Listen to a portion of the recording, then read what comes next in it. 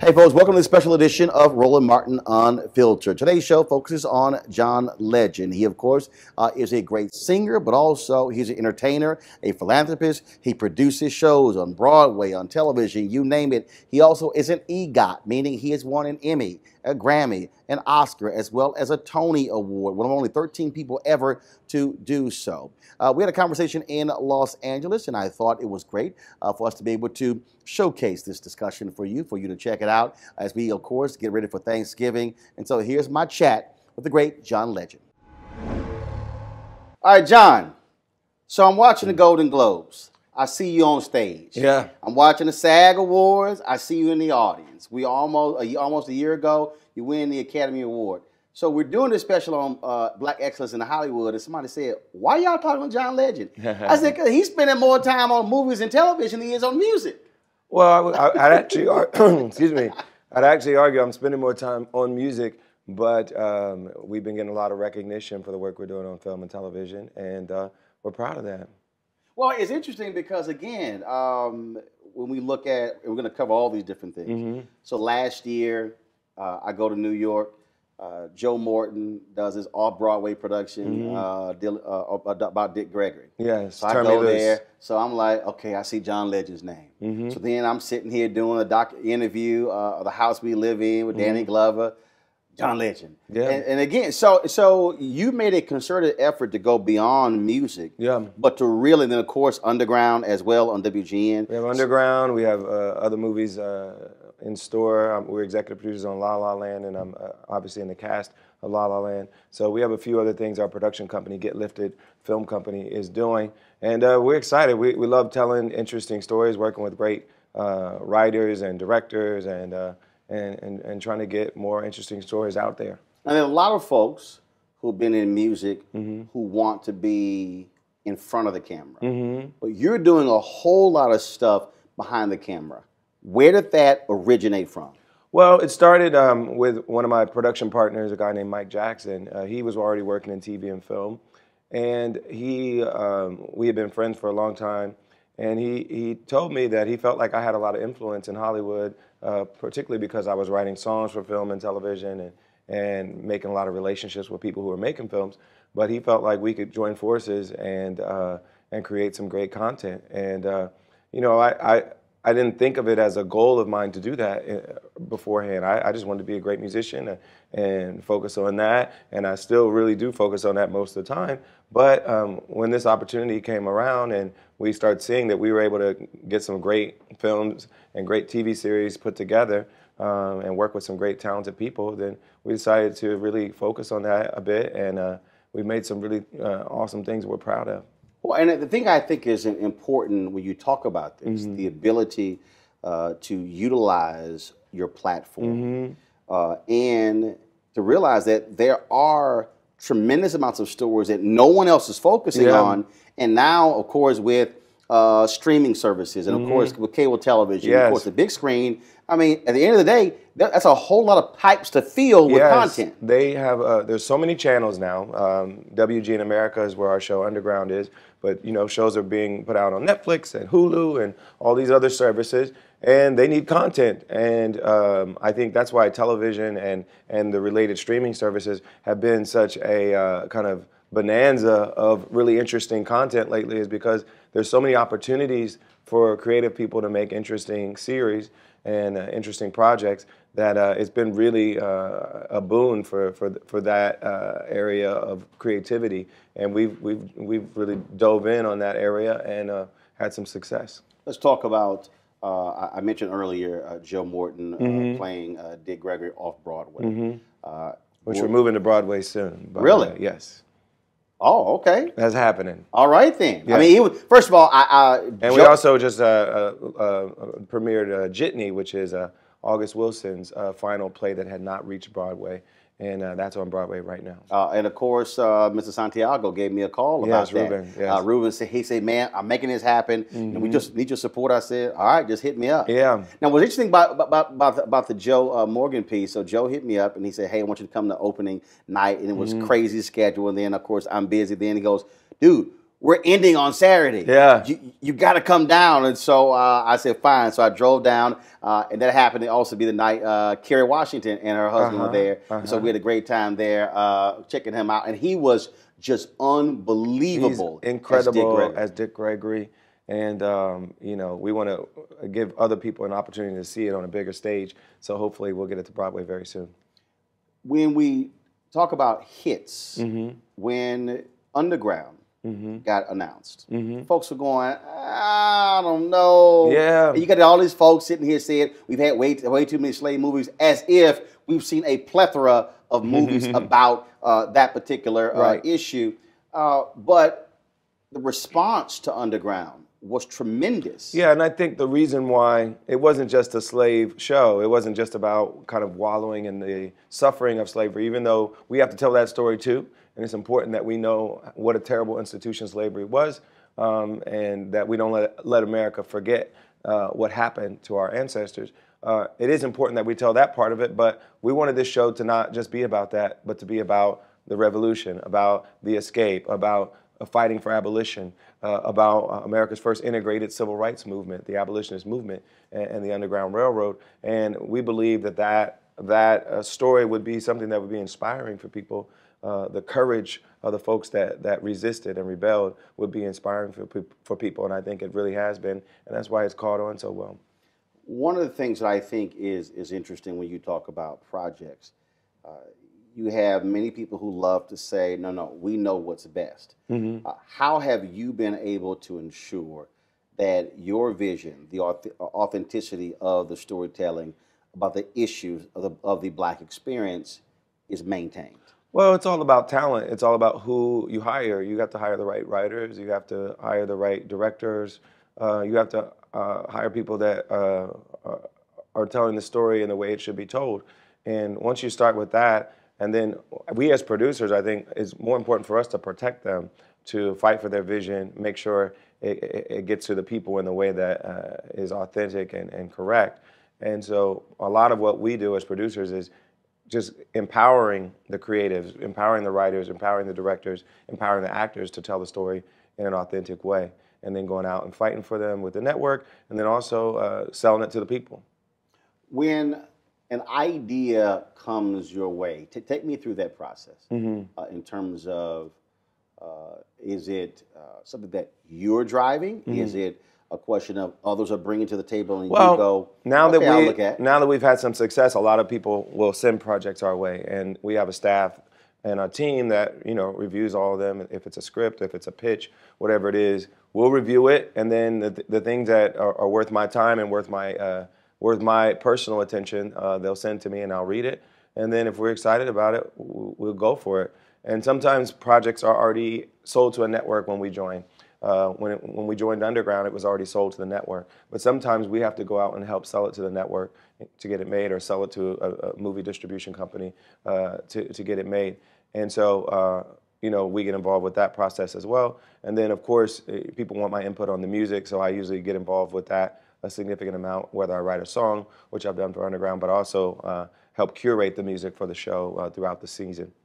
What is interesting to me, it isn't just the projects, but it's also the reaction from the audience, especially African Americans. I mean, I keep telling folks, there's nothing like Black love when it comes to how folks feel. And then if they don't like it, there's nothing like Black heat.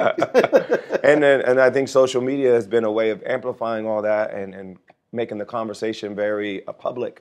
But it's the kinds of conversations that I think our folks have been having all along, but now it's kind of out there on social media. And I think it's really been a force for amplifying the shows when people are talking about it on Twitter, talking about it on Facebook, or wherever they're talking about it. It's been a way to really amplify the effect of the shows and then draw viewers. And you've seen that with Empire, you've seen it with our show Underground, you've seen it with all sorts of shows that have Scandal and all of all the Shonda shows. You've seen it with those shows where it's just it's viral. The conversation is viral and it's driven by us. I want to share a message from one of our partners, folks. As we transition into the holiday season, this is the time when people are starting thinking about giving and also sharing. And sometimes the best gift is when you actually present an opportunity to yourself. Give yourself your own gift. That's why our friends at Transatlantic Real Estate have created an investment opportunity for the everyday investor involving legal marijuana and crowdfunding. Now, we all know that legal marijuana has created one of the fastest growing industries in the country, no pun intended. Also know that crowdfunding makes it easy to be an early investor of an opportunity, but it gets even better. What Transatlantic is doing is different, and that is their business model is essentially buying the land that supports marijuana grow operations and leasing it to licensed, high-paying tenants. Now, what that means is you will be a landlord of a licensed marijuana farm in a high-growth market. Now, they're accepting investments for little as $300 up to $10,000 before the company goes public. Now, here's what's important. You must complete and confirm your application to participate. Again, complete your application and confirm your application to participate. Now, you can spend all your holiday money on gifts, but what if you get a return on your investment? You could also could consider making an investment for somebody else, and that could be their gift. That's a hell of a holiday gift. Now, to get started, go to marijuanastock.org, marijuanastock.org, for you to get into the game. And so we certainly want you to do so. What, in terms of your own reaction, what has been that one wow moment for you with one of these television or movie projects you've been involved with, where even you said, okay, this is crazy.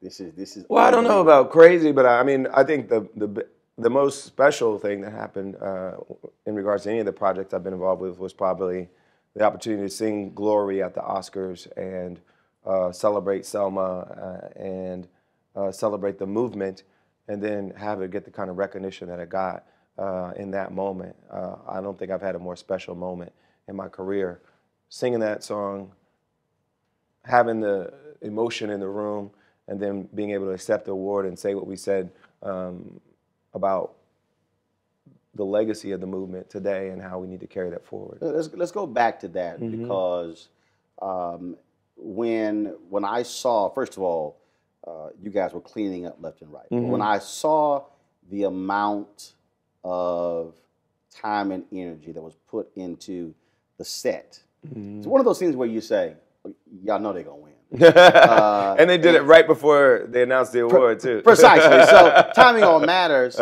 But speak to that emotion in the room, because as a viewer, we certainly were able to feel it through the television screen. Yeah, well, when I look back at the tape, I saw the footage of people crying in the audience, and I didn't necessarily know that when it was happening.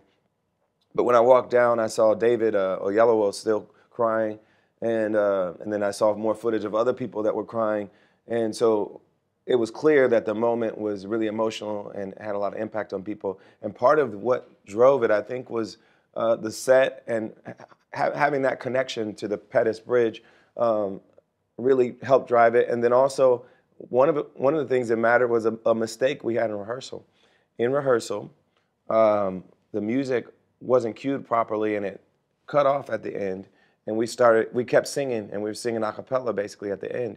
And I was like, wow, that actually sounded really cool. Let's do that a cappella section at the very end of the song. Really? And it just made it even more powerful and more special. And I think that so that was a mistake. That was a mistake in rehearsal that became an arrangement choice by the time we played it live before the show. See, God has a way of ordaining exactly. these things. You know, it was a perfect mistake. When I listen to, first of all, I play the song all the time. And when I listen to the words of that song, and you looked at that year, 2016, presidential election, last year of Obama's presidency, and all of a sudden we now are in 17. The song, in essence, represented, I would say, a call to arms, if you will, for this generation. Every time I hear comments say, freedom is like religion to us. I mean, that even just that one line absolutely resonates. It's this notion of freedom. Yeah, and we're still in a battle for that. You know, we are more free than we were when Dr. King marched on the bridge, but we haven't gotten to the place where everybody's free. My organization, Free America, particularly focuses on the issue of mass incarceration and how we treat people who make mistakes, who commit crimes, who get in trouble with the law. And but that's not the only issue where we should be concerned. We should be concerned about freedom of religion, freedom of the press. All of those things, I think, are in danger right now in the new Trump administration. And so those who believe in freedom, we can't rest. What do you make of, when you speak of rest, the level of unrest? I mean, we've only been a few days into Trump's 4-year presidency. I think it's been stunning. It's been stunning, but I think it's been heartening for me to see how many Americans are willing to put themselves on the line and speak out. It's been a broad, diverse coalition of people that are saying this man's values don't represent what we think American values should be, and we're going to go out in the streets and say something about it. And then what's also, I think, interesting, it's not just the passion, but also I believe that a lot of people are lackadaisical, assume everything is going to be fine. Yeah. And then all of a sudden, this election happens. Yeah. Then it becomes, oh my God, he won. Then it's, oh, you know what? I might need to get off my butt. Yeah. And not just let the folks over there do it. I'm going to have to make my feelings be known. Yeah, and I think people didn't take him seriously and think he would do the things that he said he was going to do. I took him very seriously, and I spoke out against him repeatedly and often. And then you heard some people saying, you know, well, Hillary's just as bad. She lies too. And I just was amazed at the false equivalence that people would try to draw between the normal amount of, kind of obfuscation and lying that politicians do, which is not good, but, there's certain things that are more normal than others. And then the amount of ridiculous statements that came out of his mouth, amount of lies that came out of his mouth, amount of bigotry that came out of his mouth, all these things were egregious. And we should have known it from the campaign. But some people, I think, are genuinely surprised that, oh, he's doing what he said he was going to do. Oh, he said he was going to do a Muslim ban. Oh, he's doing a Muslim ban. He said he was going to build a wall. He's going to try to build a wall. He's not probably going to get Mexico to pay for it, but it's going to go up. Even though it's a stupid idea, it's not even going to help anybody. It's not going to make us more secure. He's going to do it. He said he was going to do it, and he's going to do it. And so now that we're kind of shell-shocked and seeing this actually happen, I think the proper response is what people are doing, is getting out in the streets and protesting. But the next response has to be political action, which means working on the state, local, and national level to get politicians that will oppose what the president is doing right now. Working on our current Congress people, calling them and telling them we're watching them and we support them if they're doing the right thing, and we speak out against them if they're not. And we have to be engaged beyond what's happening in the street. But I think what's happening in the street is a good beginning to what we need to do. See, I think that piece is what's critical. I often remind people what Dr. King often said, that look, the march was one thing. It's what you do after the march. And I think a lot of times people get so excited about the event. Yes. Oh my goodness, we got together and it was and it's important. People, it was the signs. It's important. But like with the Women's March, what I appreciated what they did was the data collection. That is, look, we're going to need you testifying before hearings. Absolutely. On a local, state, national level. We're going to need you when it comes to fundraising, not just coming out for this one day. Democracy is participatory. Democracy is driven by the people. Our government is paid by us, elected by us, and they are accountable to us. And so we, the people, have to go out there and make sure that we're doing all the things to hold them accountable and then elect the right people in office. How do you respond to the folks who say, John, dude, shut up, just saying? Of course, I get that all the time. And then I tell them I'm a citizen, I'm a taxpayer. These politicians work for me just like they work for you, just like they work for Joe Citizen in the street. But it kills me when people act as if you're not a taxpayer, you're not a citizen, as if, oh, no. I mean, it's literally just shut up and sing. Well, we don't want to hear what you have to say. They want to hear it if I agree with them. They're happy to hear my opinions if I agree with them, but if I don't, then all of a sudden I'm just a Hollywood elite spewing nonsense. Now, let me deal with that, because you just said Hollywood elite. You're from Ohio. I'm from Springfield, Ohio. My father was a factory worker. My mother was a housewife. We grew up knowing what it's like to need a manufacturing job, knowing what it's like to struggle from week to week to do what you need to do for your family. And so me fulfilling my dreams as a musician, as a producer, and all the other things that I'm doing, I do not forget what it's like to be the son of Ronald and Phyllis Stevens in Springfield, Ohio. See, the reason I think that's important because, I can still smell the stench of my dad's work boots, jeans, and hard hat. Worked for Amtrak. Mom, insurance claims, sat in the office 8 hours a day. Both of them never made a combined $50,000 a year, had 5 kids. Yet, during this election and really after, when all I kept hearing was working class, they were really saying white working class. You were talking about the white working class. I said, wait a minute. That's my experience. Mom and dad never went to college. And so it was bothersome to me. It was as if black working class folks didn't exist. And then because of what I have been able to do because of them, it's, oh, no, you can't speak to this issue. But I'm going, no, that's my life too. Yeah. And Hillary actually won people that made under $50,000 a year. The whole idea of her losing the working class was simply referring to the white working class. But if you put the entire working class together, she won. And I think a lot of times, for some reason, even in previous elections, hardworking Americans was referring to white working class. Real America. Real America is, towns with no black folks in it. When real America is diverse, it looks more like our cities than it looks like our rural towns. That's real America, if you look at the numbers. But often, real America means white. Real America means conservative. Real America means gun-toting to a lot of people. But we know that real America is a much more diverse place than that. So how do we somehow connect these worlds? Because what I've consistently said is that what's driving all of this is white fear. The way I've explained it, I keep telling people, I don't get caught up in they're racist and they're bigoted. I don't get caught up in that, because then the debate then becomes they're racist and bigoted as opposed to what the issue is. What I think is happening here is that we're dealing with white fear, that America is changing. All of a sudden, we're seeing what's happening. All these folks with Black Lives Matter, they're out there without realizing that they're out there actually fighting for rights that also impact you. When they see young folks, when they see women, it's the exact same thing. It is fear of a changing America. Yeah, and Trump was pushing that, was touching that by saying, Giuliani even said, Trump is our last hope. Yeah. You're going, wait a minute, what do you mean last hope? Yeah, there was this fear that white men were losing their control of the country.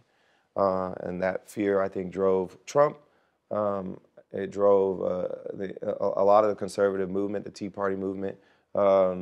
Every time we've seen advances in American history, we've seen some of that backlash before. We saw it after the Civil War. We saw it after the Civil Rights Movement. We saw it... Black success always followed by white backlash. Yes.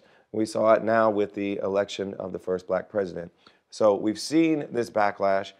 The good news is that over time, progress has always won. But that doesn't mean there won't be a cost to this backlash. And this backlash may cost lives. It may cost some people justice and peace. And we should be worried about that. But I do believe that progress is going to win. How do we bring these various worlds together to make folks realize you don't have to be fearful, but understand that you're the same economic condition as that brother or sister who's in the inner city? Yeah. I keep saying broke is broke. Yes, and if we could come together in a real alliance of the working class that says we want good working conditions for all of our workers, we want well-paying manufacturing and construction and other jobs that have been kind of depleted in the last 20 years. If we come together and say we want a strong social safety net, make sure everyone has access to health care, make sure everybody has whatever they need to feed their family and live a decent life, better schools for everybody. Nobody has to lose in that. No race has to lose. It doesn't need to be you get it and we don't, or we get it and you don't. We can all get this together. We can all win together. It doesn't need to be zero sum. And, I think Dr. King was trying to do that at the end of his life, was bring poor folks together, working folks together. And that's kind of the dream, is that we can all come together and say we want a better life, a better country for all of us, regardless of the color of our skin, and come together and fight for that. But politicians have been successful at dividing us and saying and creating fear among us, saying that if this guy wins, you can't win too. And that's not really how it works. All of us can do well together. You mentioned Free America, your effort when it comes to mass incarceration. When we look at what's happening in this country, jails are driving a lot of local economies. When you look at police departments being able to grab folks' property, where you have libertarians who are aligning with liberals on this as well. On the issue of mass incarceration, you've got the Koch brothers who are sounding the alarm on the same issue as traditional civil rights groups. This is an unsustainable effort in this country, yet it's hard to get people to let go of the law and order, lock them up, throw the key away. And I'm afraid the pendulum has swung back to the law and order supposedly law and order crew. And I think Trump's entire message has been one of authoritarianism and fear mongering, and you see it with crime as well. He'll give completely incorrect crime stats and say straight lie. Yeah, just lie. Completely false statements about the crime in certain cities, and his motive is to sow fear among people so that he can have more control, he can have more power, and he can have the right to take people's rights away. So we should be concerned about that, and we should fight against it. Luckily, for us right now, states and local governments actually drive much more of the incarceration issue than the president or even the National Congress do. So we can still put pressure on our state representatives, our governors, to do the right thing when it comes to criminal justice reform without the influence of the presidency on what they do. And so we have to be paying attention to our district attorney elections. We have to be paying attention to our sheriff and local police elections. We have to pay attention to our mayoral elections and our gubernatorial elections and our state representatives, because they control so much of what happens when it comes to criminal justice policy. And the vast majority of people who are incarcerated are in state prisons and local and county jails. But it's also getting people to understand that there have been successes. Yeah. I've had conversations with folks and they go, man, none of this stuff has mattered. And I'm going, wait a minute. Yeah. You have a socially conscious DA just elected in Harris County, where I'm from in Houston, which has for a long time led the country in the most people sentenced to death. Yeah. You saw Tim McGinty in Cuyahoga County in Chicago. Cleveland thrown out. In Chicago, Marilyn Mosby in Baltimore. There are other places as well. And so those things matter. Those things matter a lot, because people don't realize district attorneys have so much control over who goes to jail or not, so much control over how much to charge someone, because almost every criminal case is settled before it even goes to court. It's a deal. Right. The DA approves the plea bargain. Yeah, they approve the plea bargain. Most of these folks that get in trouble don't have great representation, and the DA has so much power in the palm of their hands, so that when we elect someone that's more holistic, more balanced in their view of justice, more fair, more merciful, then they're really the person that's driving which way the incarceration rate goes. And so we have to pay attention to these things. And we have to decide as a society that it's more important for us to focus on preventing people from getting in trouble in the first place, giving them the things they need to live a whole and healthy life and get them a good start in life so they don't get in trouble. They don't need to get in trouble in the first place. And then when they do get in trouble, we need to make sure our justice system is smart and restorative and prepares them for life when they get out of prison. John, how do you keep yourself focused on there is progress? Because here's what I think what happens a lot. Folks believe that we should be doing more, we should be much further, and folks get frustrated. Yeah. And I've heard this from a lot of Black Lives Matter activists. I've heard this from other people, and I'm constantly trying to explain to them, you have to celebrate every one of these successes, because that leads us on the road to improvement. Yeah, and I think it's easy to get frustrated. It's easy to get caught up in the enormity of some of the problems that we face. But we need some perspective. We need to realize that when we have accomplishments, they're worth celebrating. And even looking at the overall arc of what's happened in the history of this country, clearly progress has been made, and it's been pretty monumental progress over the centuries. And so we shouldn't forget about that. We shouldn't lose heart. That doesn't mean you don't work hard. That doesn't mean you're not passionate. It doesn't mean you're not engaged. It doesn't mean you're complacent. But it does mean you see the value in working. You see the value in struggling, because you're actually getting some wins. And so when we accomplish things on like a state level, we get a district attorney,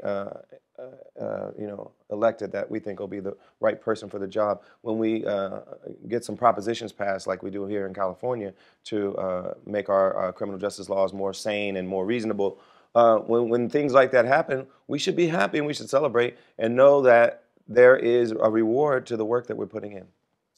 The road forward. Earlier you talked about.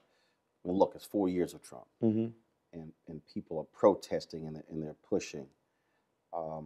I really believe that when you talk about an awakening, when you talk about, we saw it with Tea Party under Obama. We saw these people who were disaffected, who were out of this particular process.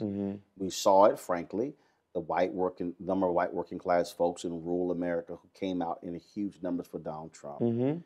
I really believe that what we are about to see is not going to be a 2 to 4 year issue. I keep saying we're about to see what I call a 30-year battle, because by 2044, the numbers show no one group will be a majority race in the country. And I just think, and I keep telling people, prepare for a sustained generational battle, because this is literally going to be a fight for the heart and soul of the future of America. And it's not a battle between people of color and white people. It's a battle between those who believe America should be inclusive and diverse and equal for all, and those who don't. Who want to go back to the old days of how things used to be. Which were not good for us. And the truth is, our side is going to win, because there's more of us. Even in this election, there were more of us. Trump won because of the vagaries of the Electoral College, but that's not sustainable, I don't believe. With a small smidgen of percentage of voters going Hillary's way in 3 states, she would have been the president and had a 3 million vote lead in the popular vote. So I think we should realize that we're on the right side of history, and that our side will win, but we have to fight and we have to be out there doing the work. Let's talk some fun stuff. Let's talk music. So we talked about Hollywood, we talked about politics, all this sort of stuff. Let's talk about music. What does it do for you to sit at that piano and just allow things to happen? Well, really what's happening when I'm doing that is I'm writing a song, and I'm trying to create something new out of nowhere. And it's a beautiful feeling when it comes together. And the process of getting there is really fun for me. I still love it more than anything else I do. Writing a song is my favorite thing to do. So the joy of seeing my last album, Darkness and Light, come together, seeing the writing process lead to some songs that were really heartfelt and mean a lot to me. It was a really wonderful process. I sang about being a new father. I sang about relationships. I sang about how I want to see this world evolve. It was beautiful to have that process of writing and then to see it all come together in an album that I'm really proud of. For me, what I love is the process, because I think about, as somebody who's in media, I've written columns for years, and it's sort of the exact same thing, where something will spark you, and you might be in big conversation, and literally you just sort of drift away, because you're now focused on it. And so I asked every songwriter this, and so Will Downing told me. I remember I interviewed him once, and he said that he had made love to a woman, and he said it was so amazing that he got up and wrote a song. I was like, dude, you just left? And I've talked to so many different songwriters, and they just, different things move them to write and create. So for you, give me a couple examples where just something else was happening and you literally just sort of just drifted off into your own world. Well, that happens a lot. For me, I don't Folks usually, like, John? I don't usually write the song at that moment, but I will record the whatever spark of inspiration that I have at that moment. So the great thing is now we have phones that record everything. You can write lyrics down on your phone. And so whenever an inspiration comes to me, it can come to me while we're at the airport. It can come to me when we're sitting around the house. I record it as soon as it comes to me. And I don't usually kind of stick with it for a long time at that moment. I just save it and focus on it when it's time to write again. And for me, the actual writing of the song, aside from that inspiration, usually happens in a very kind of scheduled, programmed way. I'm different than some other songwriters. I like to schedule songwriting. I like to book a studio, go to the studio, and feel like I'm going to work. And if I do that, I'm more prolific, I'm more productive, and I'm more focused on writing. And it helps you get through writer's block too, because it kind of pushes you to not just wait around for some idea, but just to actively conjure it. But have you ever had that moment though where you literally were engaged in a conversation, or you were doing something, and literally you just drifted away, and folks going, "Hey, dude, what happened?" Absolutely. And then I'm like, "Excuse me, I had an idea," and then I go sing into my phone, and then we'll move on with our conversation. Now I do the same thing. So my wife will be talking, and literally when a vision or a thought, and I'll just go, "Hold up." First of all, she hates that. She absolutely, Jackie despises me going, "Hold up." But literally for me, I'll stop something, because when that idea is there, my mind is just going. Yeah. I don't want anything else coming in. Yeah, because it's easy to forget too. And now you're really upset. Yeah, because you gotta remember those things, and it might not come to you again in that way. So it's great to record it, write it down. It's interesting when you talk about that, how you approach it. So when I talked to Common, how Glory came together, and he said, "Yo, John had one day to go." He said, "What, you were in London?" I was in London on tour, and he calls me up and says, "Ava and I are, trying to come up with a song for the end of this movie. I don't know if you heard, I'm doing Selma with Ava DuVernay, and I had heard about the film. I knew it was being made, and I knew he was a part of it. And he told me, a few title ideas. And one of them was Glory.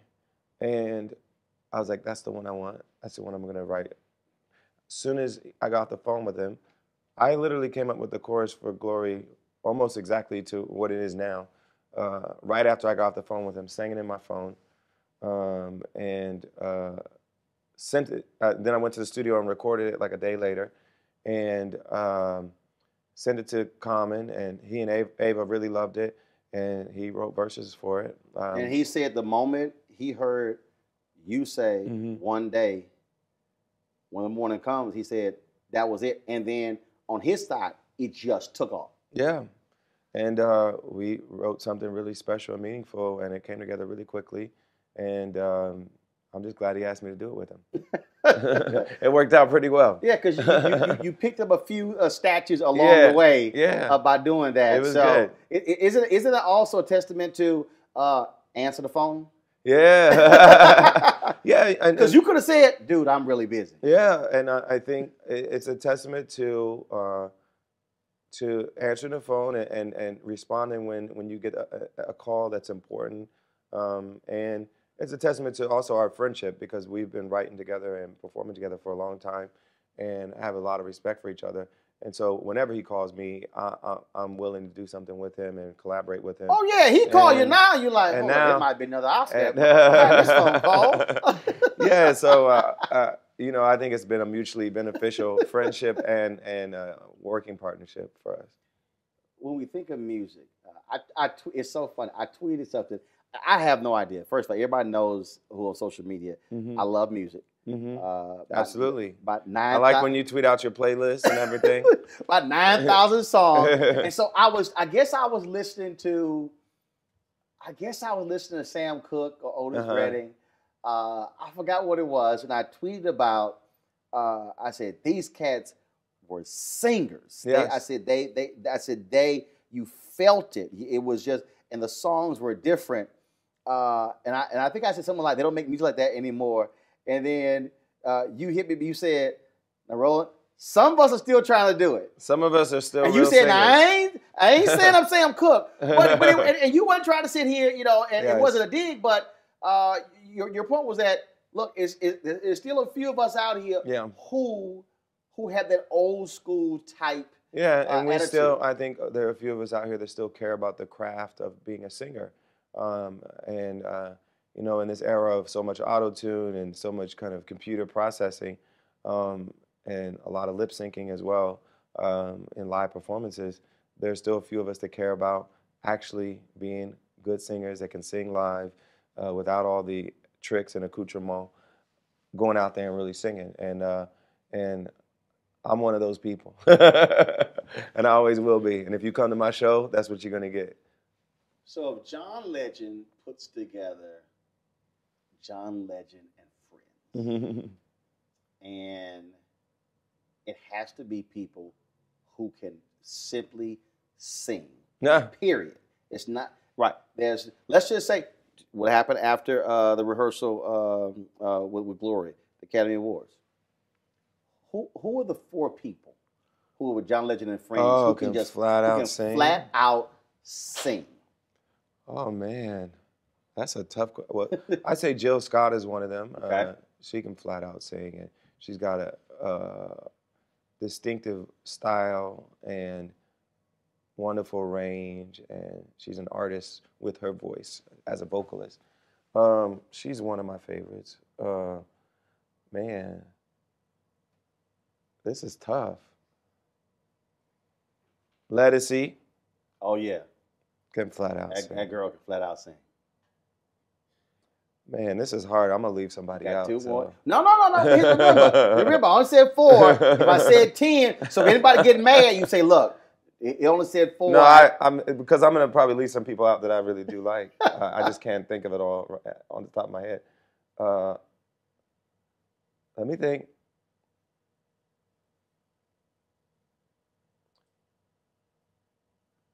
Oh man, I'm gonna leave somebody out. Well, this is a little obvious. Well, just rail them off, and then some of the better singers. I think Beyonce is incredible. She's one of the great vocalists out there. I think trying to think of some brothers I want to throw on the list. I really like Bilal. I think he's a brilliant singer. Dude, he killed it with the Prince tribute. Yeah, I think he's incredible. A whole bunch of people went. Yeah. Who is that? Yeah. And he's been around for a long time. I was in Philadelphia going to school there when he was coming up in that whole kind of neo-soul movement. And I was always just thoroughly impressed by his voice and his artistry as a vocalist. Man, I'm leaving people out. I love Jasmine Sullivan. I love Fantasia.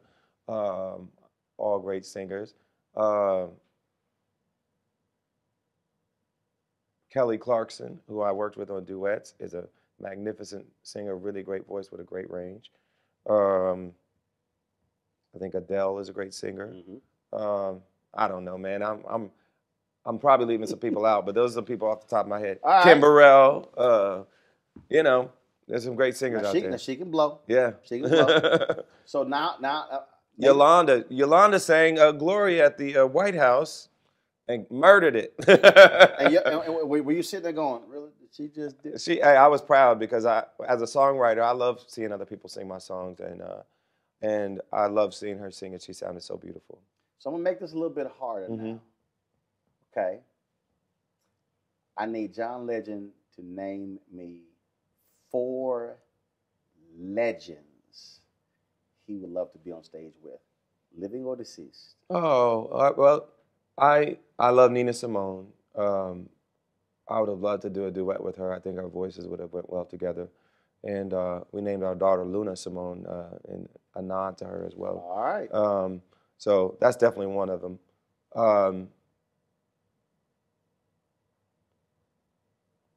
I would have loved to sing with Nat King Cole. My dad used to listen to him all the time. And a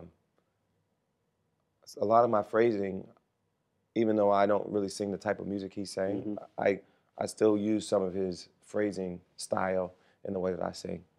And who else? Marvin Gaye, one of my heroes. and I would say Curtis Mayfield. Yeah, just because An unbelievable songwriter. unbelievable songwriter and arranger. I would love to just be up, have my voice surrounded by his arrangements. It'd be a beautiful thing. Yeah. So I rarely do this. I know I have a I have a standard rule for me. I believe a person's personal stuff is personal. So if you have a baby or you get married or you get divorced, it will not be on my show. No, because I'll focus on news. Yeah. But you brought up your daughter several times. So I want to talk about fatherhood. I want to talk about fatherhood. I want to talk about marriage. I've never had biological children, but I've raised 6 of my nieces. Yes. And I tell people, when you have had to do that, you are somebody's father. And so, how has fatherhood altered who you are and what you do? Well, it makes you think more about your priorities and reshifts, I think, some of your priorities, because you realize you have a life you're responsible for, and I already was very focused on my marriage and making sure our relationship was healthy, and that requires a certain amount of time and energy. But beyond that, us being parents is really important to us, and being good parents and being present parents is really important to us. And so I try to work less. I try to only do things when it comes to work that I think are really important. And I'm in a position now in my career where I'm able to say no to certain things that I might have had to say yes to before. And that work less thing is hard because, man, I've texted you before, and I swear, I'm like, dude, are you always on tour? I'm on the road a lot. Yeah, I haven't been on the road since we had Luna, but she's going to go on the road with us on this upcoming tour. But before her, I mean, you were forever. I swear, every time I'm like, John, okay, dude, when you gonna be in the States? I mean, it was well, that's gonna here, that's London, here. I mean, that's still gonna happen. But we're gonna hopefully bring Luna with us as much as possible, depending on how much Chrissy has to work here in the States as well. So we're gonna, as much as possible, be together as a family. But we got a tour. We got to get out there and play the songs for the people, and so we'll make it work out. Has she also impacted, which we mentioned earlier, what you write about, and then also things that she does, and you go, okay, I'm gonna work that in somewhere? Well, I think it gives you a different perspective, and I think in some ways it's kind of humbling. In this last album, Darkness and Light, that I just put out, I talk about some of the questions that parents have. I wrote a song called "Right by You," and when we wrote the song, we didn't want to say all these declarative statements. We wanted it to be mostly questions, mostly wondering what she's going to be like, whose traits is she going to take on, how will she move in the world, what will her impact in the world be? Those are the kind of questions that we asked in the song. And I think the fact that we use questions and not answers, questions and not declarative statements, was reflective of the fact that it's a humbling experience to be a new parent. We haven't done this before. It's an awesome responsibility, and we're learning as we go. And that's certainly been a part of my songwriting. And I think it also made me more reflective in general about life, about death, and about legacy, and about what it means to do something important in the world, and will it survive your actual living and breathing on earth? Will your life have meant something? Your wife is cray cray. Love her to death. Yes. Love her to death. She's a wild one sometimes. Wild one. And Lord, her in social media. Yes. Even times when you go, girl, you lost your mind. I mean, because I say it. I'm her biggest fan on Twitter. Every once in a while, she'll say something like, "You sure you want to say that?" Most of the time, she'll stop herself from saying the things that I'm like, "You sure you want to say that?" But occasionally, she'll say them, and she'll post them. But she's smart, and she's strong enough to take whatever backlash that comes her way. And I think people love her because she's so real. They love her because she's so honest. They love her because she'll clap back sometimes when people try to start some mess. Yeah, she'll clap back. When they start some mess with her. And, That's part of why I was so attracted to her in the first place, was because she is that kind of person. She's feisty, she's funny, she'll tell you like it is. And I think the combination of the two of us, me being more mellow, it kind of works well together. Well, I crack up when y'all are going back and forth with love notes, and I'm going, don't y'all can text each other, and y'all it's sort of like we trying to entertain y'all. Can we entertain y'all? Send a tweet or did I text that? I'm like, John, Chrissy, get her on. You know, we have fun on social media, and I think that's why people really love Chrissy, is the authenticity. And it's funny because a lot of brands are scared of that. A lot of, you know, people that you might work with are scared of that, but other people are more attracted to her because of it. And I think that's why she's been able to craft her own identity as a celebrity, as a personality, is because her brand is authenticity. It's wit, it's funny, it's really enjoying herself and not taking herself too seriously. So you talk about being Mr. Laidback. Mm-hmm. And anybody goes to your show, they listen to your music. Mm-hmm. And so my wife is a fan of Lip Sync Battle. Mm-hmm. And so all of a sudden, I'm watching this and I'm going, that's John? Because getting wild and crazy, you never hear John Legend getting wild and crazy. And so, because that's just not you. Yeah. It was sort of like that was an alter ego thing where you fun. just went there. I love it. And I think that's what people love about being on the show as guests. That's why a lot of other celebrities want to do it, because it gives a chance to play another character and to kind of embody another persona. And particularly doing the Andre 3000 song last time I was on the show, I had so much fun, man. I really enjoyed it. And I always loved Andre as an artist, and I knew his style and persona. It wasn't mine, but it was fun to embody it for a second. So will we ever see a John Legend party album? I'm talking about. Well, I've had party songs. I've had Green Light. I've had other songs that, you know, were up tempo. But everybody knows my sweet spot is kind of in that mid tempo and ballad area. And you know, and since I'm not much of a dancer to begin with, you know, I don't focus a lot on music that's dance oriented. I focus more on the stuff that's in my sweet spot. But you know, if you listen to my albums, there's always a range of moods and range of vibes on there. But the songs I'm most known for are the big songs that happen to be ballads, like Ordinary People and All of Me. But you know, I think if you come to my shows, you'll see the whole range. You'll see the up tempos, the mid tempos, the ballads, and we try to really create a fun experience for people when they come to the show. See, but it's romantic too. You know, it's usually date night for most people. Precisely. Yeah, and that's all good. It's like when I interviewed Courtney B. Vance. Yeah. I said, Courtney, I want to see you in a crazy, outlandish comedic role. Yeah. And he looked at me and I said, because normally he's very, you know. And you want to see people with diversity, but at the end of the day, people are best at certain things. And that's what they usually tend to focus on. And so, you know, I think it's important as someone who makes albums to have a range of emotions and feelings in the album. But I know what people love the most from me, and I kind of super serve them in that area. So we talked about movies, we talked about music, we talked about family, politics. I got to get your take on this. A couple of more things. Mm-hmm. You made any number of trips to the White House. Mm-hmm. Your thoughts on 8 years of an Obama presidency? Well, I think in a lot of ways it was successful in that it extended health care to millions of more people that didn't have it. People forget that when President Obama came into office, the economy was cratering.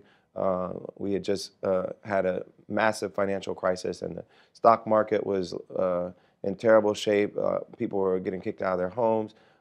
People were losing jobs at a terrible rate.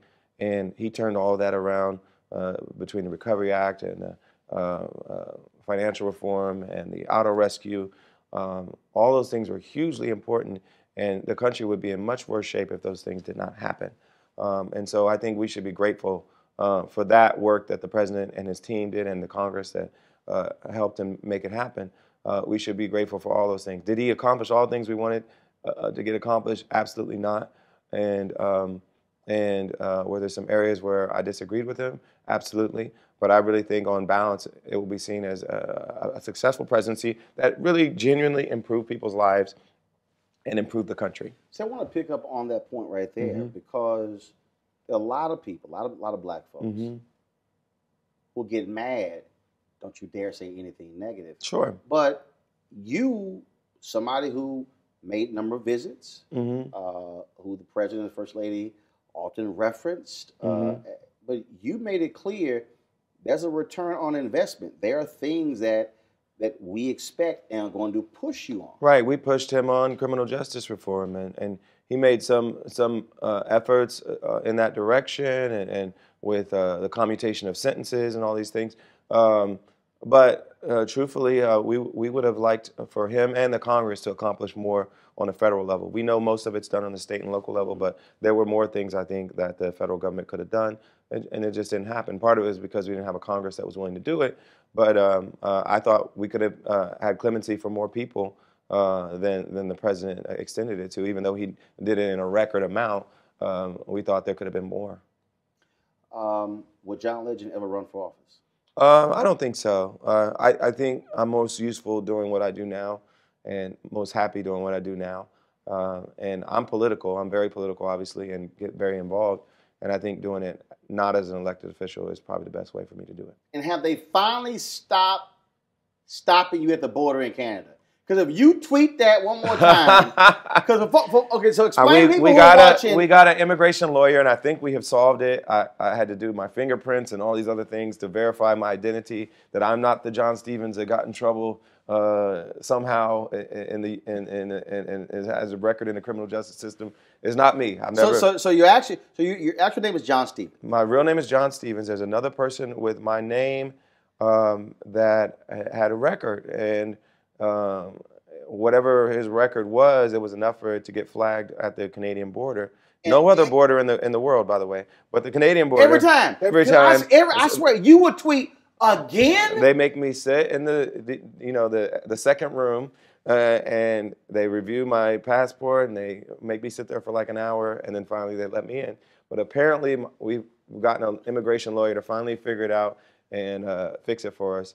And I'm going to be on tour soon, and I'm going to Toronto again, and hopefully this time I'll get in. Dude, every time you would tweet that, or you say, "I'm headed to Canada," I'm like, "Hey, y'all not stop." Please, Lord. Please, Lord. So, last question for you. So we, again, like I said, we talked about music, movies, public policy, you name it. Is there something that you would really love to do that you haven't done yet? Oh man. Well, I think now that I've done a little bit of acting, I think I'm going to be interested in doing some more, and so we'll see about that. And we're in talks about some interesting biopic ideas in music. I don't want to talk about who it's going to be because we're a little too early in the process, but there's some cool stuff we're going to do. Yes. I'm not going to answer. There's going to be some cool stuff, hopefully, that we'll do with me in front of the camera, because my company's been producing a lot of projects, but most of them I haven't been on camera for, but we'll see. There'll probably be some more of that in the future. All right. John, brother, always good to see you. Thank you. Appreciate it. Always a pleasure. My pleasure.